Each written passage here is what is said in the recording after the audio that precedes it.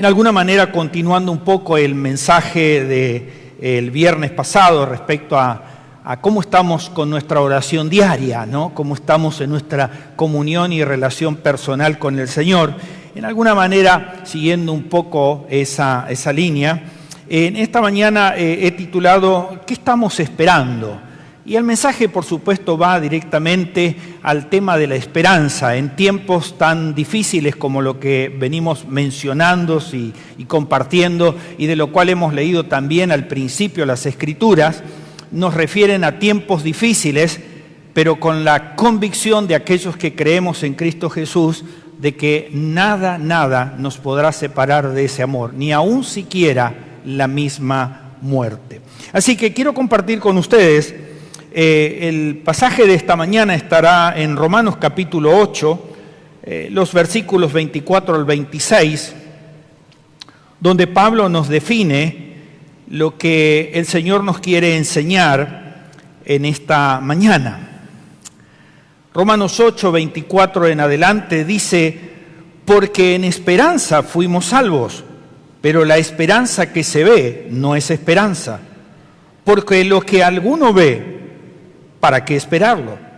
Pero si esperamos lo que no vemos, con paciencia lo aguardamos.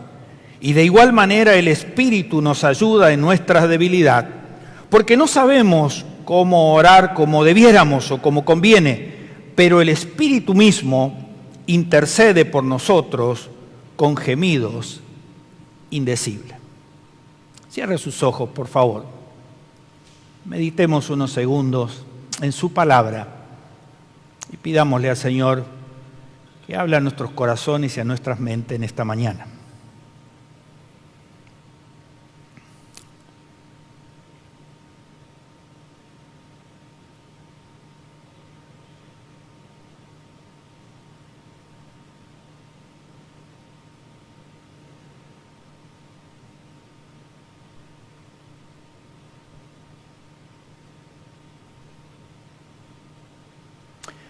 Gracias, Señor, por tu palabra. Queremos ahora que tú nos hables, porque nosotros, tus hijos, estamos listos para escucharte. Bendice, Señor, lo que tú tienes que decirnos y permite que nuestros corazones y nuestras mentes se abran para recibir la iluminación de tu enseñanza en esta hora. Pero pedimos a ti, Señor, en tu nombre, Jesús. Amén. Y amén. Permítame introducirme en esta mañana con una expresión, unos dichos que un poeta y cantautor argentino nuestro, fallecido de manera trágica hace algunos años, expresara esto. Decía él: no estás deprimido, estás distraído.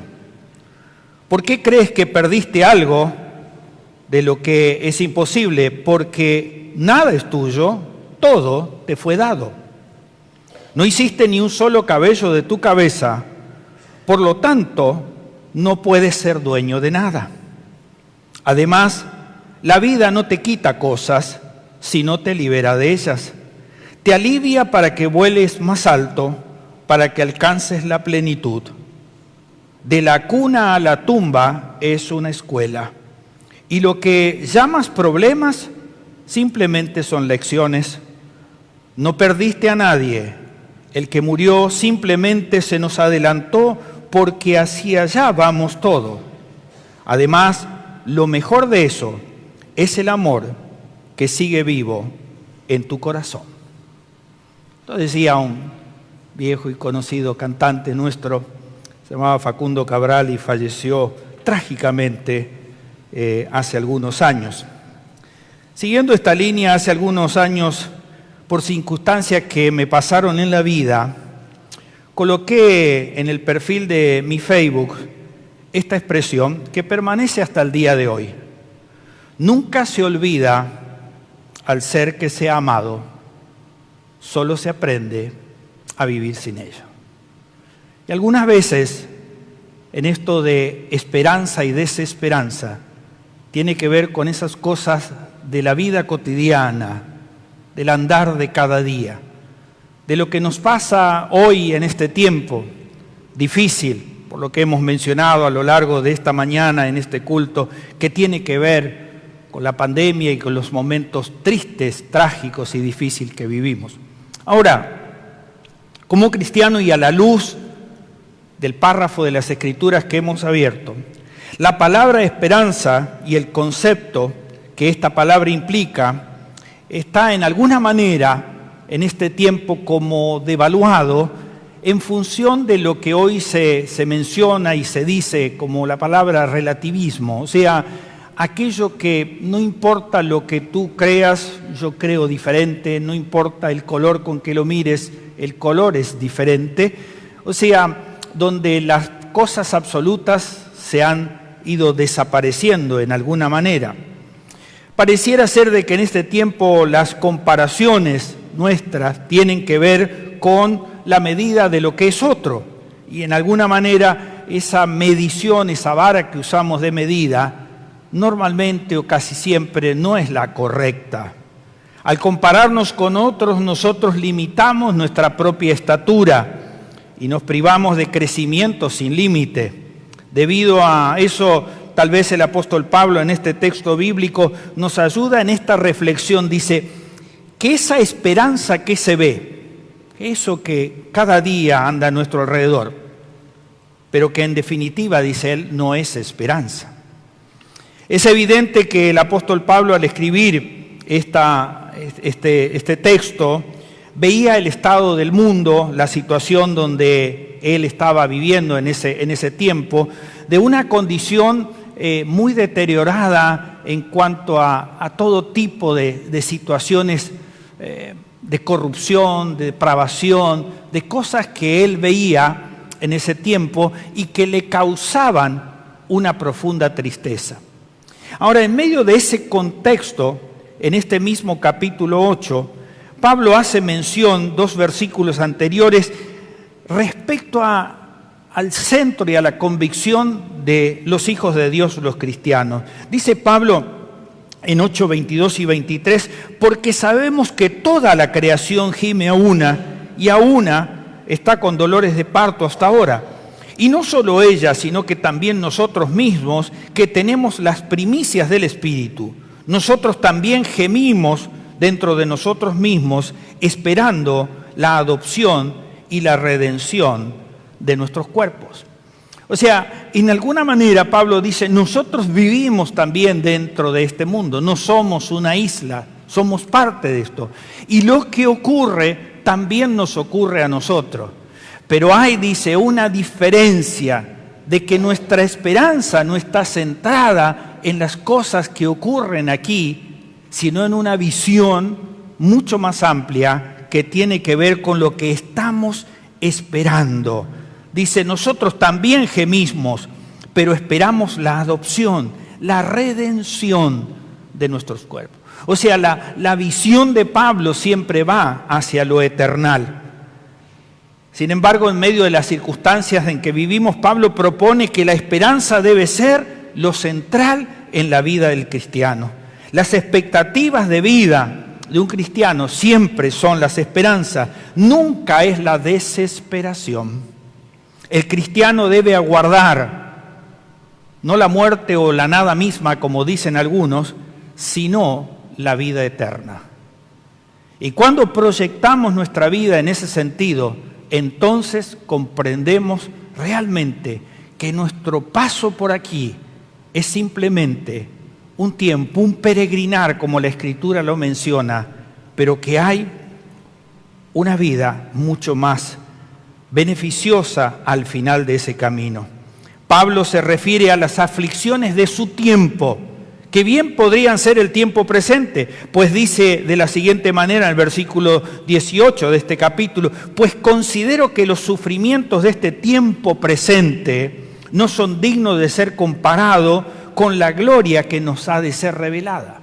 Siempre su proyección va más allá que lo que nos pasa.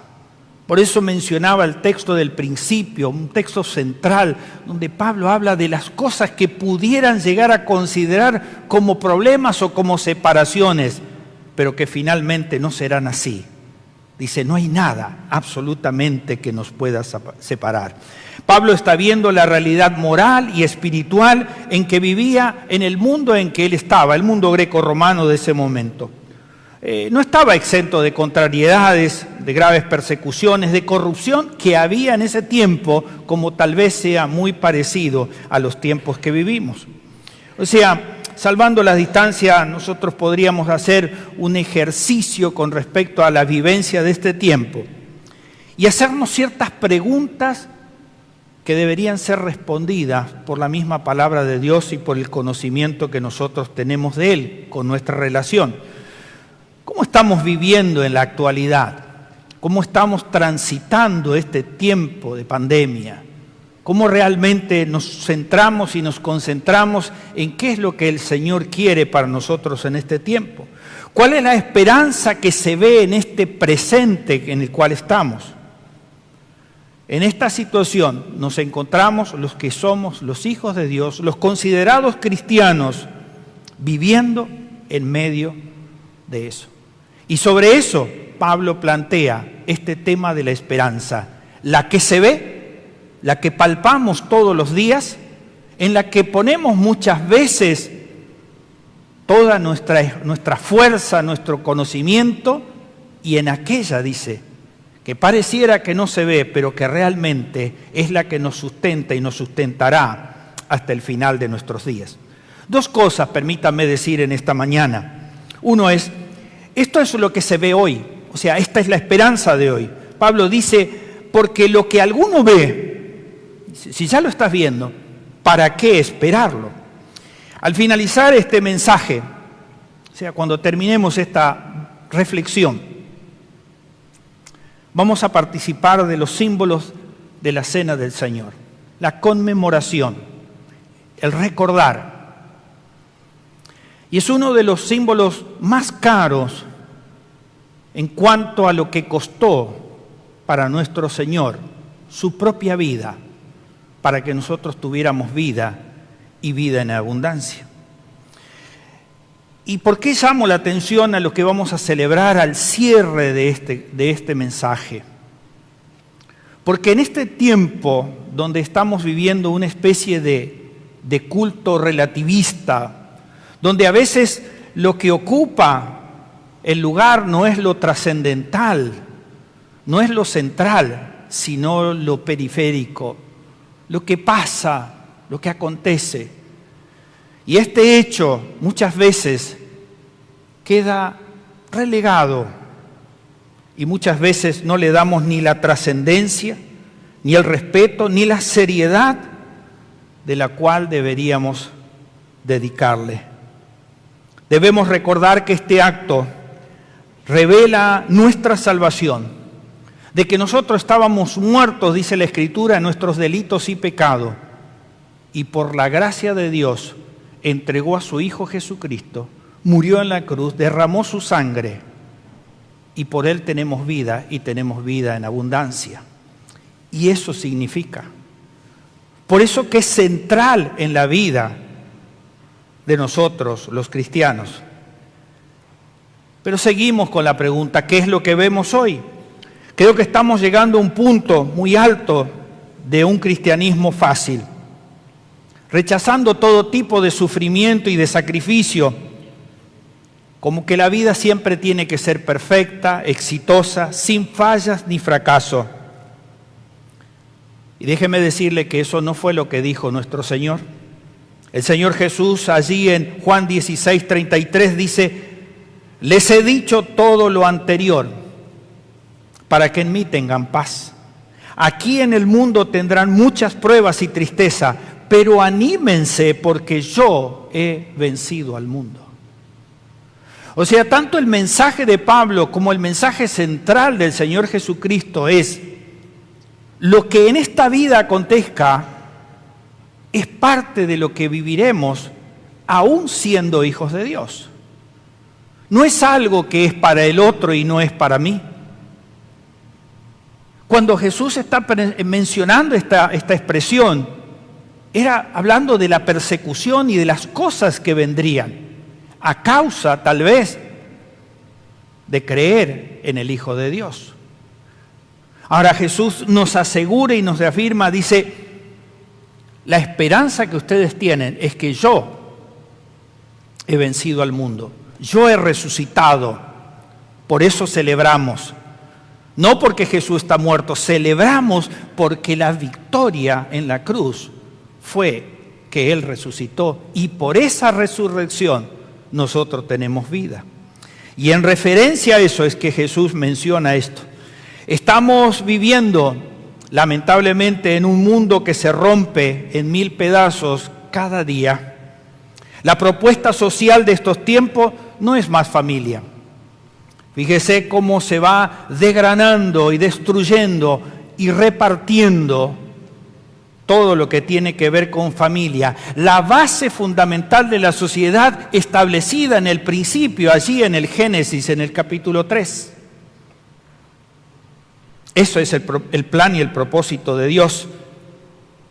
La propuesta social es no más nacimiento, abortos, no más identidad de qué soy o quién soy, género, no más derecho a la vida, lo próximo que van a impulsar, eutanasia.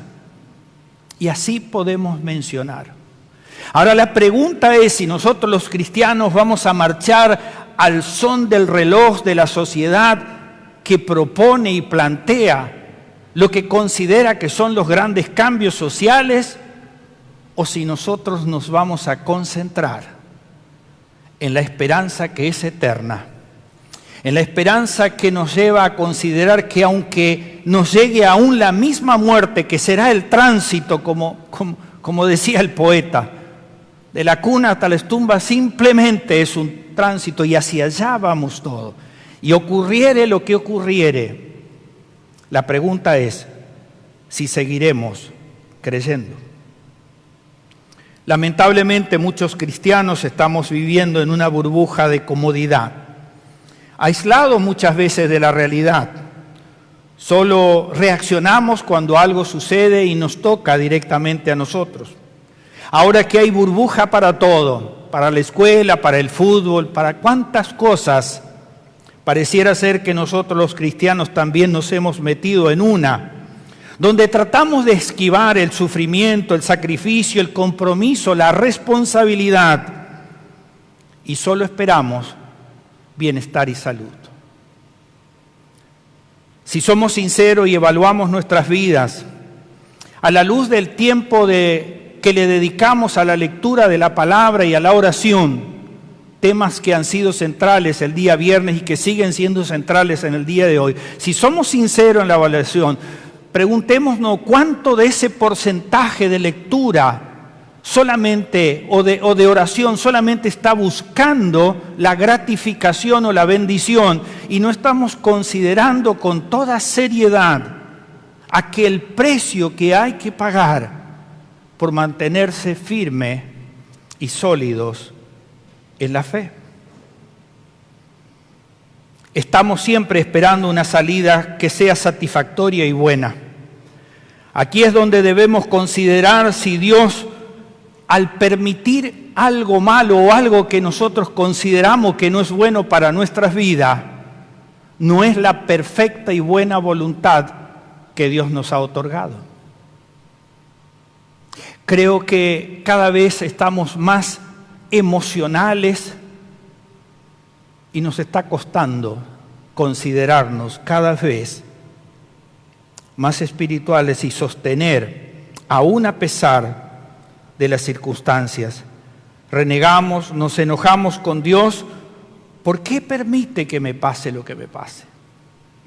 Y no consideramos que tal vez esa sea la soberanía de Dios que nos está enseñando a vivir ese estilo de vida del cual nunca debimos habernos apartado. Pensemos por un momento, ¿qué estamos adorando en esta vida? ¿Qué estamos buscando como realización de la vida? Me trae a la memoria aquel momento crucial donde Daniel y sus amigos les llega el decreto de que si no adoran la estatua, irán a parar al horno de fuego. ¿Y sabe cuál es la respuesta de Daniel en el capítulo 3, versículos 17 y 18? Dice Daniel: ciertamente nuestro Dios, a quien servimos, puede librarnos del horno de fuego ardiente, y de tu mano, oh rey, nos librará. Pero si no lo hace, has de saber, oh rey, que no serviremos a tus dioses ni adoraremos la estatua de oro que has levantado. Pero si no lo haces, si el Señor no hace lo que yo estoy esperando, si el Señor no me diere la sanidad, o el trabajo que quiero, o el bienestar que quiero, ¿cambiaré? Aquí vemos en Daniel y en sus amigos esa plena convicción y entrega sin límite. Si algo va a pasar, que sea como Dios quiera, lo que Él permite. El apóstol Pedro nos recuerda en 1 Pedro 4:12, amados, no se sorprendan del fuego de la prueba que ha venido en medio de ustedes para probarlo, como si algo extraño estuviera aconteciendo. La vida del cristiano es entender todo tipo de momento y circunstancia que le acontezca. Entonces me pregunto, ¿no estaremos dejando de rendir culto a Dios para fortalecer nuestra autoestima? ¿No estaremos cambiando la esencia del Evangelio por un estilo de vida cómodo? ¿La verdad por aquello que nos impresiona? ¿La fe por las emociones? ¿El compromiso por el espectáculo? ¿El arrepentimiento por la decisión sin cambio? ¿O la palabra de Dios por lo que sentimos?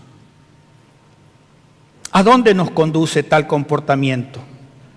¿Qué imagen estamos dando como cristianos a esta sociedad? ¿Acaso no nos recuerda el mismo apóstol Pablo en este pasaje que la esperanza que se ve, que la esperanza que tiene este mundo, en definitiva, no es esperanza? Entonces, la segunda cosa que quiero compartirles en esta mañana, ¿cuál es esta esperanza? Tal vez este duro análisis que acabo de hacer haya causado algún tipo de incomodidad, pero esta es la situación actual del mundo, que nos fuerza a preguntarnos en qué consiste la esperanza del cristiano, de qué depende.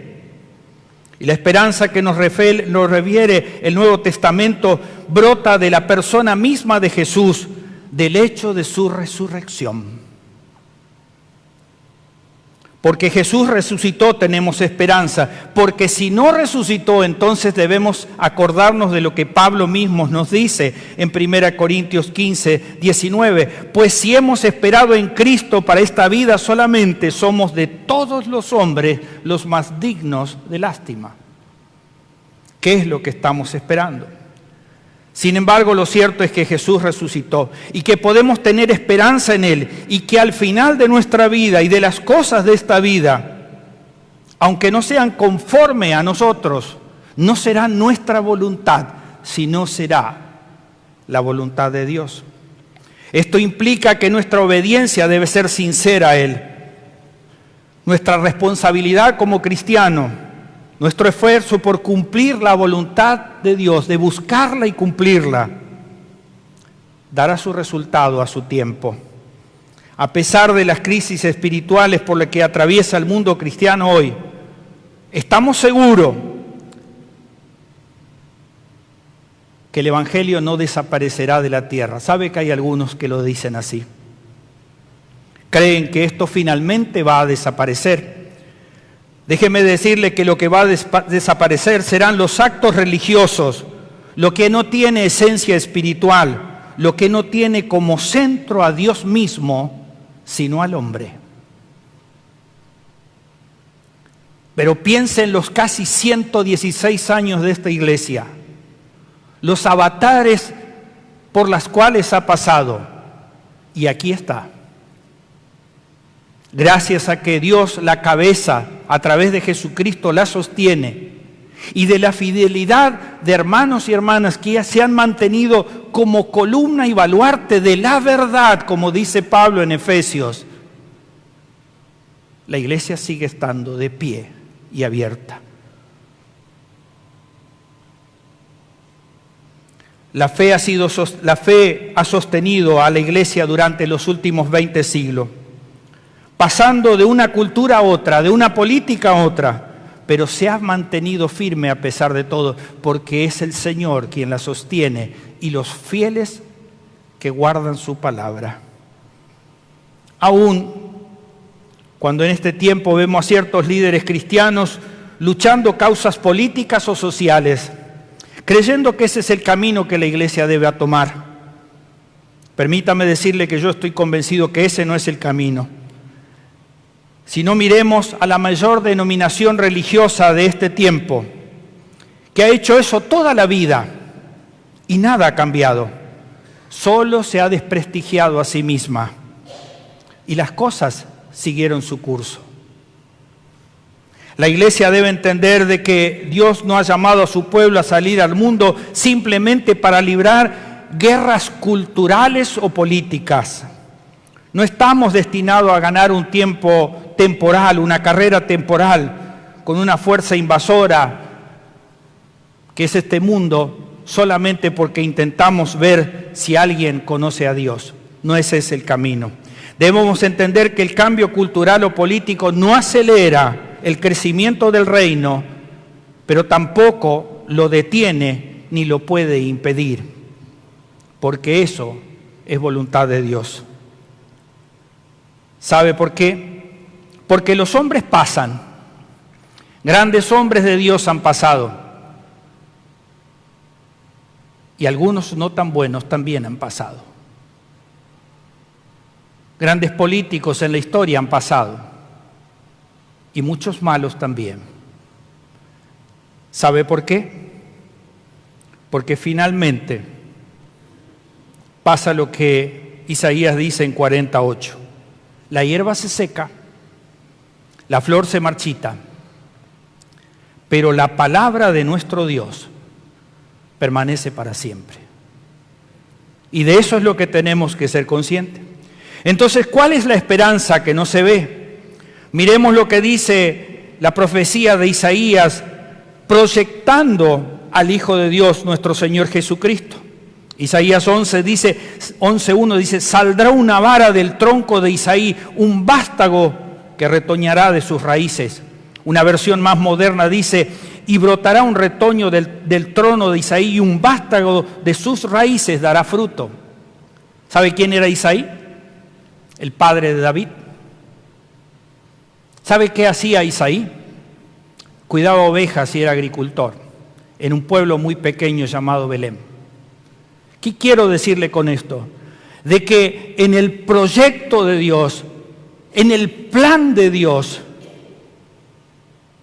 hay mucho recorrido hacia atrás. En un hombre común, agricultor, cuidador de oveja, de allí, de ese tronco que pareciera no tener vida. Las mujeres me van a entender en esto. ¿Cuántas veces en el fondo de casa o en el jardín tenemos algo que parece que está muerto y cuando llega la primavera, de eso seco brota? Del tronco de Isaí, de alguien insignificante, vino el linaje y el reinado. 2 reyes en el camino.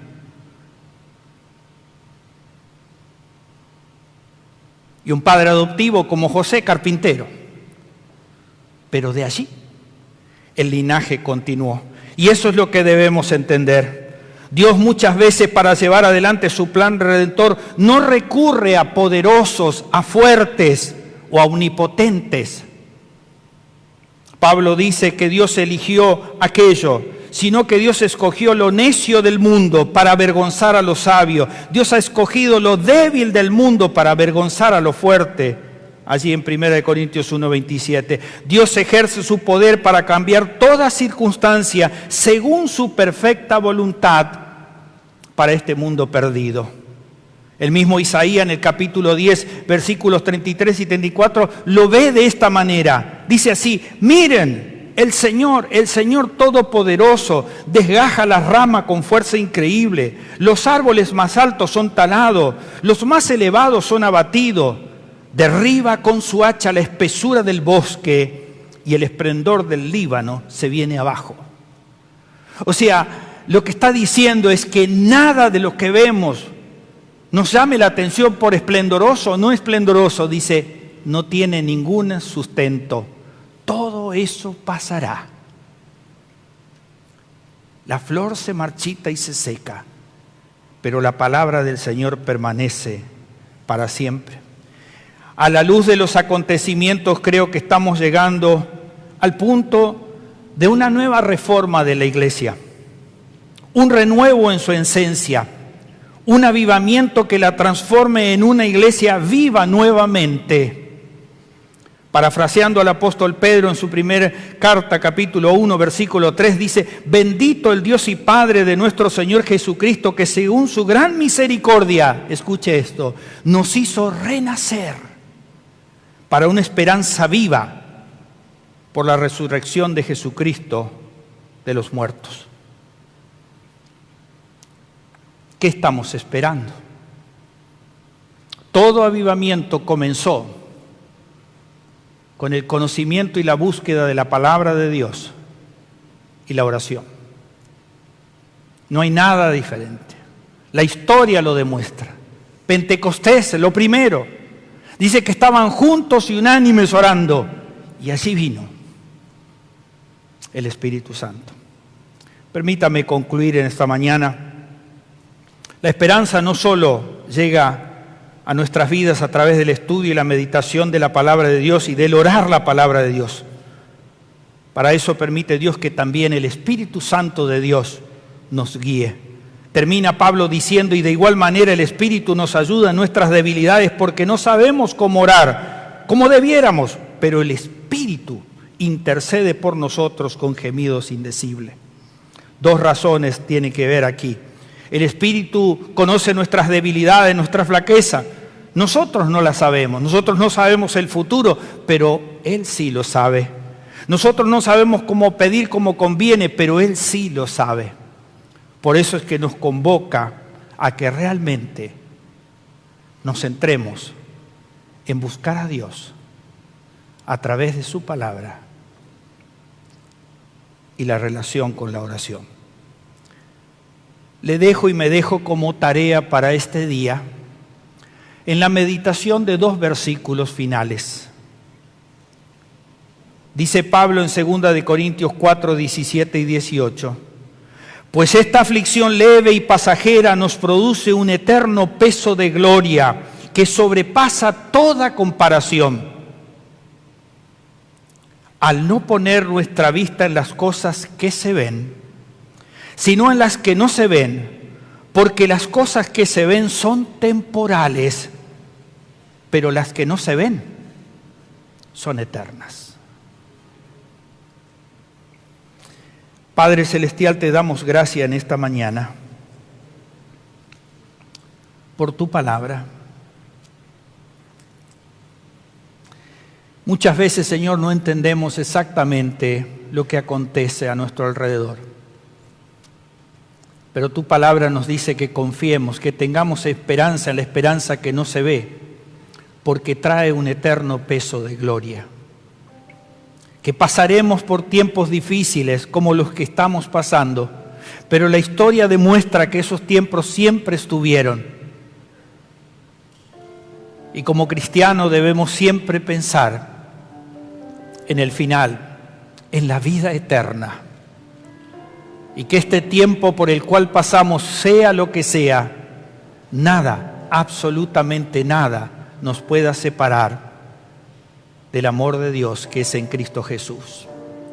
Bendícenos ahora, Señor, al compartir estos símbolos de la comunión que hacemos entre los santos, donde tú estás a la cabecera de esta mesa, porque tú has pagado el precio, Señor, por nuestros pecados. Y en esta hora rememoramos y recordamos, Señor, que tu sacrificio valió la pena por nosotros, Por eso te reconocemos y te decimos, Señor, gracias. Bendícenos y dirígenos, Señor, porque te lo pedimos a ti. En tu nombre, Jesús. Amén y amén. El pastor José Luis Balbuena nos va a guiar en la cena del Señor en este momento. Vienen los hermanos ancianos también para distribuir la cena en este momento.